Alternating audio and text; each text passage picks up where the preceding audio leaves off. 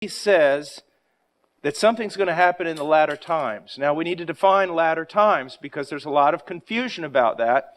Some people look back to 1948 and the reestablishment of the nation of Israel as later times. Other people of a more charismatic persuasion look back to certain revivals to say the latter days have now begun. Well, all of that is wrong. According to the Scriptures, the latter days, the latter times began 2,000 years ago. This is very, very clear from Peter quoting Joel in Acts chapter 2 when the Spirit of God is poured out, and Peter said, in the latter days, quoting Joel. The latter days began with the first coming of the Messiah, His death, resurrection, and ascension. These are the days of the Messiah. These are the latter days, which I don't have time to get into it, but it's also time of trouble. It was always believed that when the Messiah came, there would first be a time of trouble, a time of transition, a time of already and not yet, which is what we can see today in a macrocosm. We can see God's kingdom advancing in the world, but it hasn't fully advanced. And we can also see it in a microcosm. We can see it in you. There's a time of trouble in that Messiah has come into your heart. He has made great changes, but it is still within a time of trouble in your own soul. You're not completely sanctified. It's what we call in theology the already and the not yet. The kingdom has come. The kingdom is coming. The kingdom has not yet come in its fullness. So we've been in the latter days. So Paul is going to describe something that is going to be a battle within the entire age of the church. It's something that he had to write about here when he was writing to Timothy. It's something that you and I need to hear 2,000 years later. Now, he says, but the Spirit explicitly says that in latter times, some will fall away from the faith. Now, this is very important. You say, well, yeah, we live in that time. Now, we live in a time in the West where there are not many believers, but people who out and out say they are atheists, they are agnostic, they are of some other religion, but they are not Christian. This is talking about something that's going to go on within the context of what is known as the public or open church. It's saying that within Christianity itself, there are going to be people who fall away. Now, we know that in falling away, they prove that they never truly were Christian. But what it's saying is that within the public church, and when I mean public church, I mean of all the people who confess themselves to be Christians, there will be people who will maintain that they are Christian, and yet in reality, they fall away from what it really means to be a Christian. And can't you see that's the most dangerous type of all? I mean, a man who walks into the church and says, I am an atheist, or a man who walks into the church and says, I am a worshiper of Satan, automatically everyone's antennas go up and we go, we're not listening to this guy. But if someone walks in and they say, I am thoroughly Christian, but I've got a new or a better or a more biblical way of looking at things than you do, that's dangerous. Do you see? That can be very, very dangerous. Now, he says, but the Spirit explicitly says that in the latter times some will fall away from the faith. Now, what will they do? These who maintain their Christian confession to some degree, and yet they've fallen away from the faith. What do they look like? He says they're paying attention to deceitful spirits and doctrines of demons. Now, again, even for me, I study the Bible, this is really hard language. Do you see this? He's not talking about people who just kind of fall into an error or make some sort of doctrinal mistake.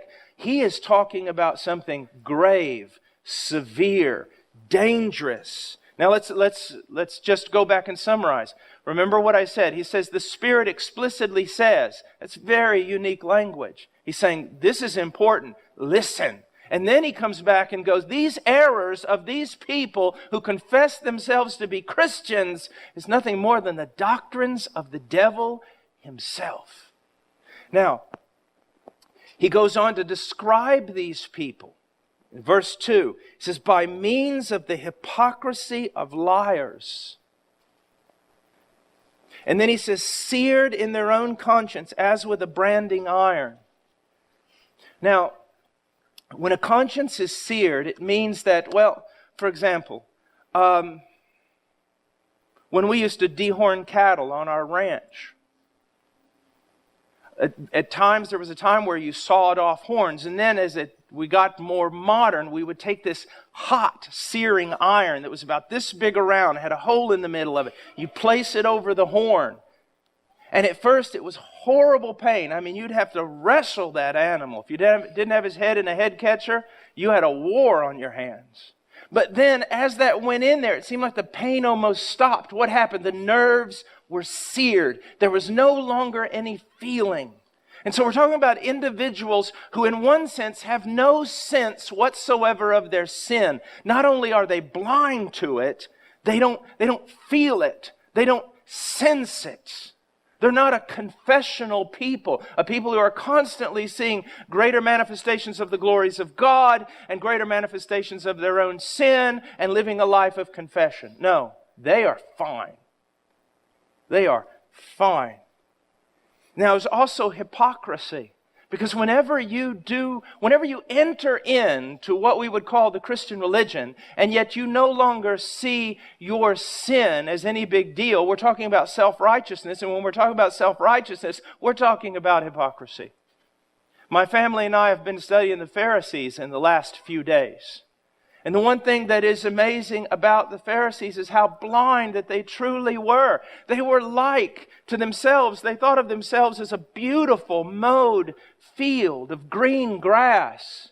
And Jesus said, and people walk on top of that green grass and they think it's a beautiful field. You have fooled everyone, but underneath, you're dead bones. That's the type of person that we're talking about here. Someone who is self-righteous, self-satisfied. Okay? So up until this point, we've described a person who's got some severe problems. Now, he's going to go on and further explain what these people teach. It says, verse 3, men who forbid marriage and advocate abstaining from foods which God has created to be gratefully shared in by those who believe and know the truth. All right, I wasn't expecting that at all. Were you? I mean, he's talked about the Spirit explicitly says. Then he talks of warning us of doctrines of demons, satanic teaching. And then he talks about individuals whose conscience are just totally seared with a hot branding iron. And then all of a sudden he starts talking about food. I mean, I thought he would introduce some doctrine of the Antichrist, the denying of the deity of Christ, teaching whatever. I don't expect him now to just start talking about, listen, all food is good, marriage is good, and things like that. Do you see how it just doesn't seem to fit? Now, when we look at this text, it's men who forbid marriage and advocate abstaining from foods. And you think to yourself, well, Brother Paul, why did you choose this text? I mean, we have no one in our church who is advocating that we shouldn't get married or that we should abstain from certain foods. If there is one problem that at least this church does not have, is an unwillingness to get married, have children, and eat. So what does this have to do with us? You're going to see in a moment, hopefully even in a way that will bring fear to your own heart, that in many ways this is talking about all of us and a tendency that is found in all of us. And it's, make no mistake about it, it's deadly. Remember what I said. A Satanist walks in and says he's a Satanist. We're not going to listen. But something that's 90% Christian or 100% Christian just with the wrong emphasis, it can turn a gospel-believing church into nothing more than a bunch of self-righteous people full of legalism. And so let's now go back and look at the fuller context of this text, and then we'll understand it. And to do that, we got to come out of chapter 4, and we got to reverse our engines and go into chapter 3 and look at verse 16. Well, let's go back to verse 15 of chapter 3 of 1 Timothy. It says, "But in case I am delayed, I write so that you will know how one ought to conduct himself in the household of God." What are the priorities in the household of God? What should the household of God be doing? How should it act? But not just act. Act is always based on how do you think. What do you believe? The household of God. Now look at this. Which is the church of the living God and the pillar and support of the truth. As individuals, we have a holy deposit given to us, and that is the truth of God. But as a collective people, we also have a holy deposit given to us, and that's the truth of God. As individuals, you and I have the responsibility to maintain the truth we have learned, to learn more, and to share it with others. And collectively as a church, when we come together and the world can see us together, we have the responsibility to guard the truth. It is our responsibility. And it is a tremendous one. And mark it, you'll be held accountable on the day of judgment. You're not concerned for truth. You're not concerned for maintaining it, teaching it. You will be held accountable as a believer on the day of judgment for the truth that's been given to you and the truth that you've maintained.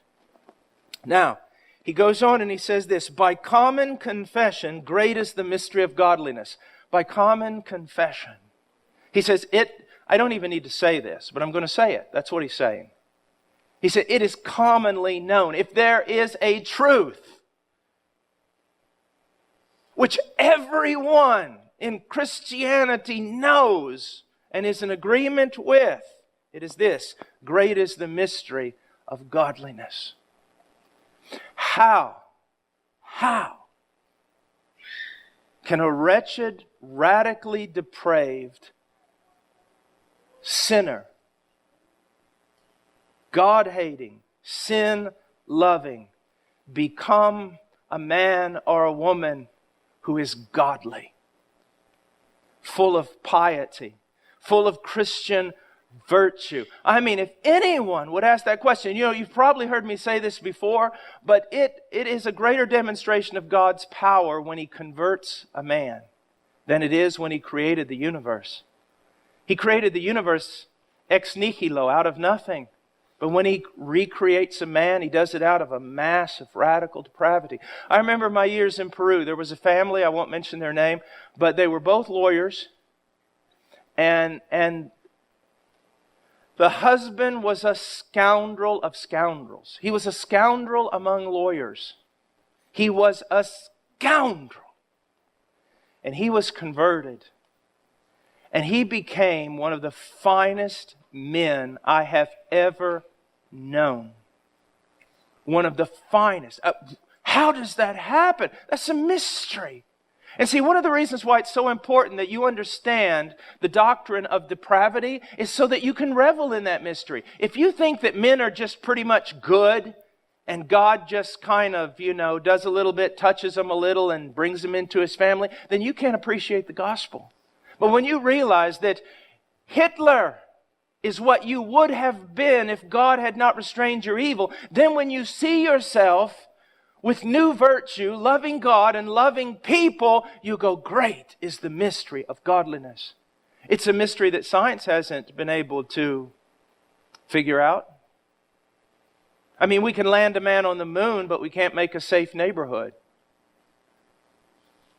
God can. God can. Because He can change the people who are in that neighborhood. Great is the mystery of godliness. And what is that mystery? We see it before us here in verse 16. It is the gospel. It is really a person. He. Mystery of godliness. He. Christ, the Son of God, who was revealed in the flesh, was vindicated in the Spirit. What does that mean? That when He was raised from the dead, it was God's vindication of His Son.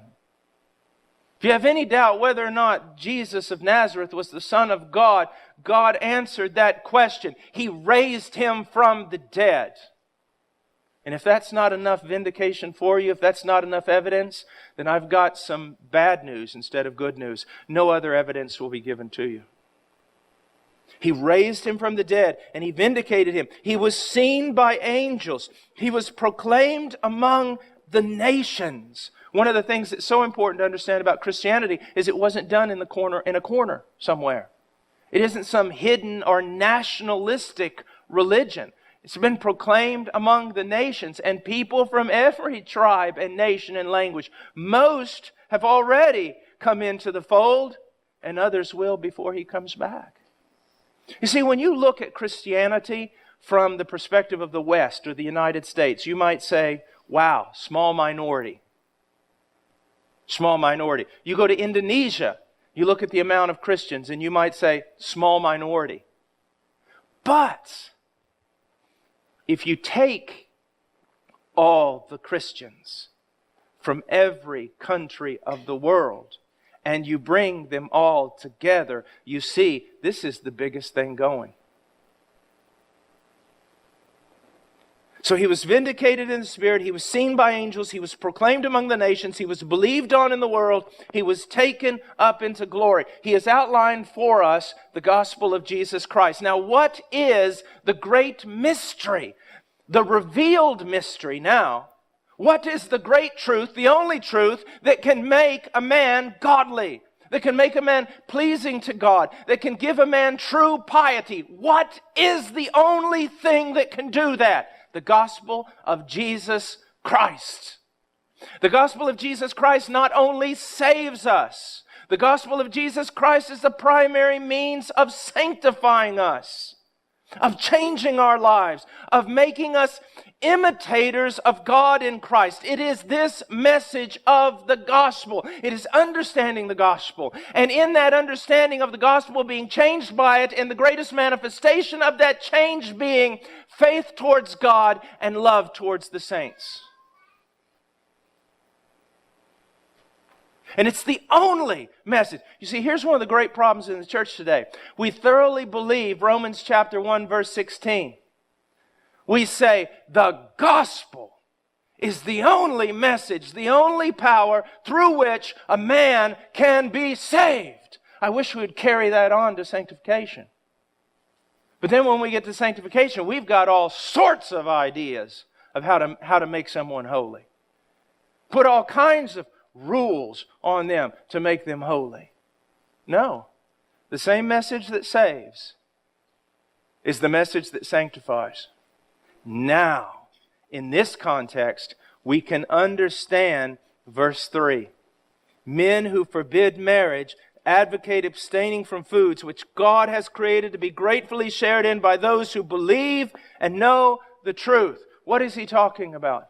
Well, let me give you an exaggerated illustration. And then I'm going to bring it home with some other illustrations that should touch your life and either make you tremble or make you angry. I was in Peru years ago, and I was sitting down in the building that we had as our church. It was an old house is what it was. And war's going on, people are dying, all sorts of things. And I had spent the last couple of hours just pleading with a person with regard to the gospel. Their lives were just completely and totally messed up. Drug addiction, everything you could imagine, in every kind of bondage imaginable. And I'm preaching the gospel, preaching their gospel, preaching the gospel. Finally, I'm wore entirely out. The person leaves. I sit down out there in the middle of the one big room we called an auditorium. I'm sitting there in a chair, broken, poured out, tired, and the doorbell rings. I go over, I open the door, and there's obviously a religious person there who wants to tell me something. And so I open the door and I say, "Yes, can I help you?" And the person said, "I have one question for you." I said, "Okay, what is it? Do you eat meat?" I said, "What? Do you eat meat?" "Yes." Why? He started opening up the Scriptures and explaining to me that I did not know the true way to be pleasing to God or piety or anything else. He had every kind of rule and regulation about food and this and that and everything. And you know what's amazing? And here's the bad part about it. A lot of what he said was true about food. I needed to eat better. But it won't make me holy. There is a message, just one message that will make me holy. That is understanding what God has done for me in Christ and understanding all the teaching of Christ in the context of that gospel that He has given me. And if I stray from that to any other thing, giving emphasis to any other thing, listen to what Paul the Apostle is telling me. I'm starting to depart from the faith, and I'm getting involved in doctrines of demons. Now, let's talk about a few things and bring this home now. Let's bring this home. As we go through stages of our lives and stages of our spiritual walk, God does certain things at certain times. Okay? We have to be very, very careful that the emphasis of that moment does not become the emphasis of our Christianity. Christianity is all about marriage. No, it's not. It's all about family. No, it's not. It's all about morality. No, it's not. It's all about decency and modesty and this and that and every sort of thing. No, it is not. It is far too big to be brought under one of these simple categories. Even the statement that Dr. Piper has often made, I respect Dr. Piper, I agree with him in what I am about to say totally and completely. It has been the greatest blessing of the church when he says it's all about the glory of God. But even that's not big enough. Christianity is so much bigger than any one thing that we might try to emphasize. Now, let me change course here and hit it from another direction. Your Christianity, when someone looked at it, what would be the emphasis? Now let me give you, let's talk about some practical illustrations here. I'm a homeschooler. I teach people about homeschooling. I believe that homeschooling is very, very correct, very, very proper, very good thing to do. All right? I had a pastor call me years ago and he goes, Brother Paul, I want you to come out and preach to my church. I said, well, why? He said, I'm afraid that there are many people here in this church that are lost. I said, why? Why do you feel that way? He said, because they're homeschoolers. I said, brother, you homeschool. He goes, yes, but homeschooling is not my banner. He goes, I got people in this church that if I asked them to stand up and give their testimony, I think they would say something like this: 5 years ago, I discovered homeschooling. Homeschooling is not Christianity. It is not the badge of you being godly. It is not the great means in order to raise great children. It is the gospel of Jesus Christ. Morality. Let's look at that for a moment. We want to teach our children manners, and we want to teach them how to walk and how to talk. We want to teach them how to think. We want to teach them proper logic. All these different things. We want them to know how to say yes, sir, no, sir, stand up straight, shake men's hand, look people in the eye, act like a lady, dress like a lady. All these different things. But if that's the emphasis of your Christianity, you're teaching doctrines of demons. All those things ought to be taught. They ought to be taught. But they are a small thing. What must be taught is look, wife, look, children, look, son, look, daughter, at this great God and what He has done for you. All your piety, all your loyalty, all your Christianity must come forth from this one thing. He shed His own blood for your soul. My greatest, if I could say, and it's almost unbiblical to talk this way, but if I could transmit anything of myself to my wife, to my children, any truth that is central in my life to you as a congregation, it would be the magnificence of the person of Jesus Christ, the unfathomable work that He has done for us, and cause you all to pledge your hearts in loyalty to Him and to love Him and be mesmerized by this thing, by this person, by Jesus Christ. Now, all these things I've mentioned are so, yes, they're important. But the substance of Christianity is not ethics. It's not morality. It is what? It is faith in Christ, love for God, and love for people that begins to change and transform your behavior. And since we do not have perfect minds, since we are not completely discerning with regard to the will of God, of course we need all the Scriptures, and of course we need principles, and of course we need Proverbs, and of course we need all the different truths of Scripture to help us. The law is beneficial, and all these things are wonderful aids. But the thing I want to transmit is the gospel. Why, Dad, are you faithful to our mother? Not because I want to be an ethical, upstanding man like the founders of this country. I am faithful to their mother because Jesus Christ died for my sins.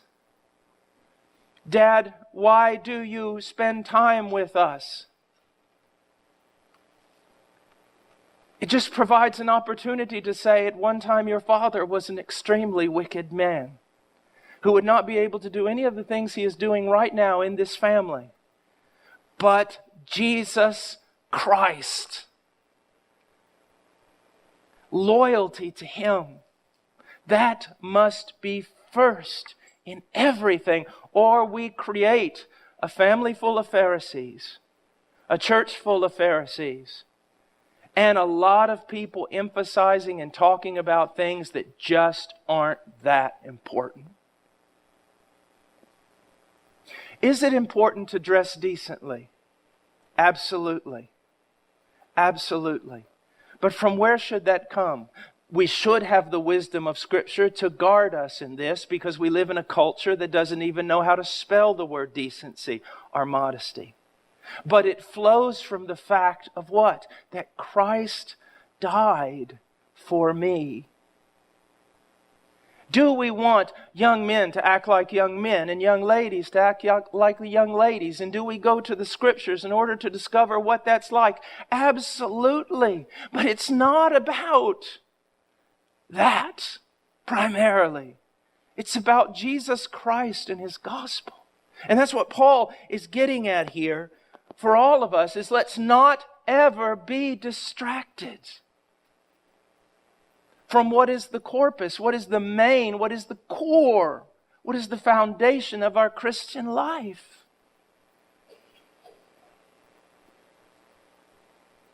I remember one time sitting down after I had preached at a conference. We went out to eat, and with some very strict men, very strict theology, very strict behavior, all sorts of, they were strict. And I remember this young guy comes walking up to us. He was our waiter. And I mean, he had more bracelets on than my wife has ever even owned. He had blonde hair with flippy little things and all sorts of weird glasses on. And I mean, he was something. All right? He saw my Bible. And he walks up, he's got our water, and he walks up and he sees my Bible. And he goes, dude, you got a Bible. I go, yeah, I do. He goes, cool. He goes, I got one of them. I go, great. And I looked at the faces of those men. They were mad. They were just mad. They were probably thinking, yeah, I bet it's one of those liberal translations. Something, you know. And I said, really? He goes, yeah. He goes, I was seeking and I was seeking and I was seeking and I was seeking for God, and I found Him. And I saw those theologians just going, I could just see them. I could just see their wheels are turning. You weren't seeking for God. No man seeks for God. I go, really? You seeking for Him? Yeah. You found Him? Yeah. Good news. And he starts telling me all this stuff, kind of a little bit more than you'd want to know, about his past life and everything else.